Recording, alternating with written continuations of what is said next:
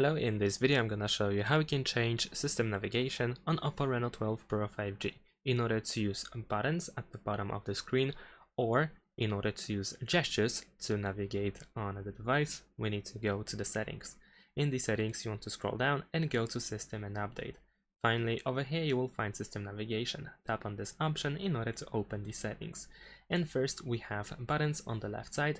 At the bottom, we can also choose the button layout, so if you prefer to have the back button on the left side, then you can choose the other option. You can also enable and disable Wake Google Assistant with Home button. And if you prefer to use gestures, then of course you can tap gestures. If you don't know how to use gestures, then you will be recommended to open the tutorial. So I'm gonna cancel, and of course, just like in the case of buttons, we also have some additional settings. And that's it.